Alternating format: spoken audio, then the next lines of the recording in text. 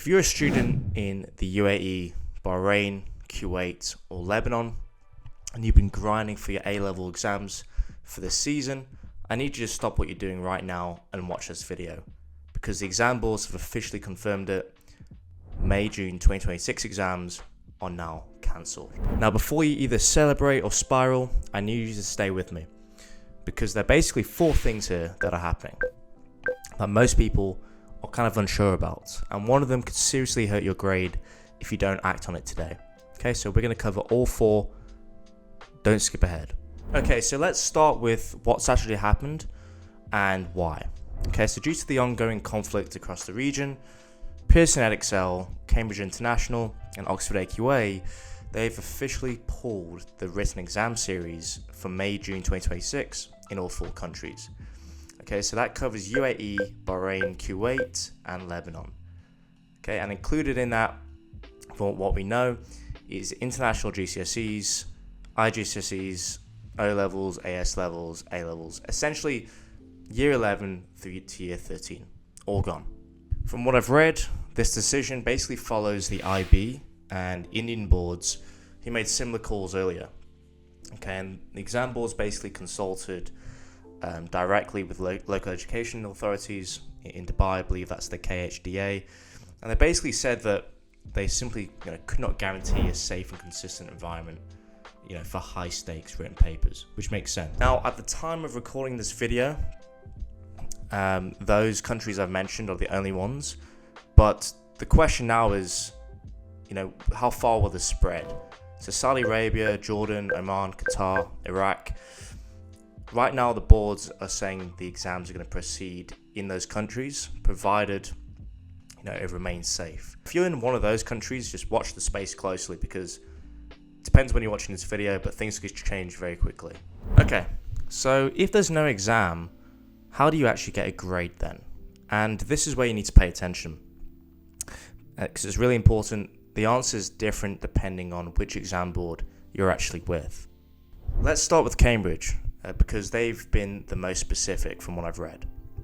Cambridge is using what they call a portfolio of evidence. So that means your school is required to basically compile 3 substantial pieces of your written work per subject, typically supervised mock exams or formal assessments, each at least an hour long. And then these 3 pieces are going to get sent directly to Cambridge, where official board examiners mark and grade, basically grade them using exactly the same criteria as they would with your real exam paper. So think of your teachers differently from this point on. If you're a Cambridge student, they're not your examiners here, but they are the evidence collectors essentially. So their job is to gather those 3 pieces of information and ship them to the board. Okay, so Cambridge does the marking here. Now, if you're with Pearson, Edexcel, or OxfordAQA, the approach is a bit broader. Okay, because both boards here are using what's called contingency or evidence-based grading. Okay, so from what I've read, that basically means that your grade will be calculated from a combination of banked assessments, completed mock exams, coursework, and other formal assessments you've completed throughout the year. So it's not a rigid 3-piece structure that Cambridge uses. It draws on a wider picture of your work overall. Now again, things are moving quick, so this information might be outdated by the time you watch this. Things might have changed, but essentially whichever board you're with, the key reassurance is this: the grades you receive will be fully official and internationally recognized, just like they would otherwise. Okay, so university offers remain intact, and it's not a predicted grade dressed as something else. It's a real certified result. But now, here's the thing that most people don't know. Okay, and if you're a Cambridge student in particular, this one is urgent. Cambridge has confirmed that MCQ papers cannot be used as standalone pieces of evidence in a portfolio.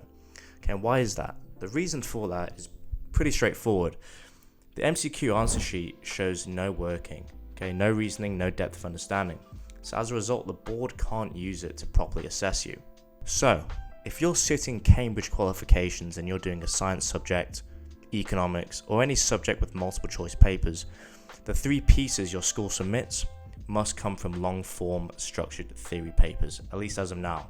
So paper 2, paper 3, paper 4, papers where you show you're working and write extended answers. That is what the Cambridge examiners are going to mark. If you're with Pearson, Edexcel or OxfordAQA, I'd probably check your board's specific guidance directly, because their evidence-based approach is broader, right? But as a general principle, long-form papers that demonstrate your understanding are going to serve you much better in this scenario than multiple choice, regardless of your board. Now, here's one that's causing a lot of anxiety. A lot of students didn't take their first marks seriously, okay? And that is oftentimes quite normal, because you think that, okay, this is just a practice run and I'm going to be better prepared for the final exams, right? But now, what do you do if there's no final exams? What happens if your first mark was a complete disaster? So here's what you need to understand, specifically if you're a Cambridge student. Okay, so those 3 portfolio pieces generally carry equal weight, again, from what I've read. So that's roughly 1/3 of your final grade each. Okay, so it's not a trajectory assessment. Cambridge is not looking at whether you improved between Mark 1 and Mark 2. They're marking all 3 papers and arriving at the result. So if a bad Mark 1 is one of your 3 pieces, that could drag the final grade down. Now, if you're with Pearson or OxfordAQA, that calculation is less rigid since it draws on a broader pool of evidence. But a weak assessment that pulls down your overall picture is still a problem worth addressing. Either way, the action step here is the same. Okay, you need to go to your exam officer or your head of year and ask them directly about the situation with the marks and also what 3 pieces of information you need to submit. Because at the end of the day, the situation is ever changing, and this is based on today's news. Things could always change. Okay, but you need to ask and you need to get that information from the source. But now, what if you're a private candidate and the information just then doesn't really apply to you? Okay, so basically you've registered for your exams independently through the British Council or, let's say, similar exam centre, not through a school. So as a result, you're now in a very different and genuinely difficult position. School students, they have teachers to compile their portfolios, and there's a structure in place. But private candidates don't have that luxury. Okay, and the exam boards have been explicit. They will not accept unsupervised at-home work as portfolio evidence. So sitting at your desk doing the past paper alone does not count. So what's actually going to happen for private candidates here? Well, testing centres, including the British Council, they're currently working on logistics from what I understand. So the most likely outcomes are this, right? We've got centres hosting fast-tracked, heavily invigilated portfolio building sessions, which are, in every meaningful way, the real exam under a different name.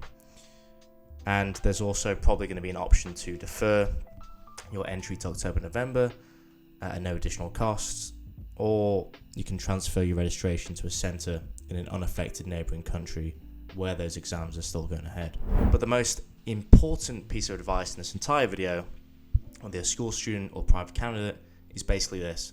Don't wait for an email. You need to be proactive. Okay, so you need to contact your exam centre if you're a private candidate and really go to the source as much as possible and ask them directly to see exactly what the plan is.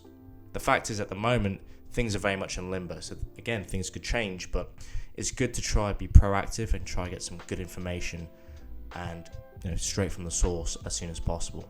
And also, don't stop revising. If they call you in for a supervised session, that session is basically an exam, so you need to treat it exactly like that. Now, quick note on the countries outside the 4 affected areas. Okay, we've got Saudi Arabia, Jordan, Oman, Qatar, and Iraq. Okay, so from what I understand at this point in time, exams are scheduled to proceed as normal. Again, for now. The boards have contingency plans in place and are monitoring the situation closely from what I've read. So if you're in one of those countries, keep revising, keep doing what you're doing, keep practicing as you normally would, but just keep in mind that things could change, right, at any moment. So this is relevant for you as well, because you know what the situation could be like if things do change. So at the end of the day, crux of the video is to stay informed and really try get to the source of the information, which is your exam centre and teachers, as they are going to really be the ones to provide the most personalised and actionable steps for your current situation.